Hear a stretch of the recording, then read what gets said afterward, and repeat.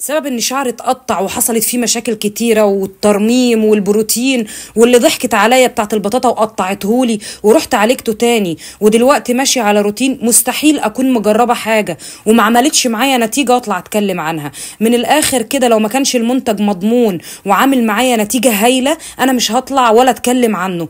ثانيا ده بقى روتيني اليومي، 6 بخات الصبح و6 بخات بالليل، سواء شعري كان ناشف او كان مبلول في فروه الشعر. ومن اول شهر هتلاقي النتيجة وهتلاقي البيبي هير طلع في شعرك، بس تستخدميه صح وتمشي على تعليماته. هير روتس بيساعد على انبات الشعر وبيساعد على الصلع الوراثي، بينبت لك شعرك تاني حتى لو شعرك واقف عن الانبات هينبته برضه، لانه بيحتوي على مكونات بتساعد على انبات الشعر. حتى الشعر اللي وقف انباته بيطلعه تاني، وبيساعد على تقوية خصلة الشعر. من ضمن الحاجات المهمة اللي موجودة في هير روتس زيت بذرة اليقطين، وده احنا عارفين كويس ان هو بيساعد في انبات الشعر. ومكونات الكيمينو موتو، لو انتم ما تعرفوهوش اكتبوا على جوجل كيمينو موتو وشوفوا هيطلع لكم حتى لو استخدمت المنتج ووقفتيه شعرك هيفضل قوي وعمره ما هيقع تاني. كنت عملت لكم قبل وبعد، بس فعلا انا ما لحقتش، انا كنت بستخدمه عادي، ما كنتش اعرف ان انا هصور عنه. بحكي ده علشان في ناس دخلت سالتني طب يا دعاء مضمون،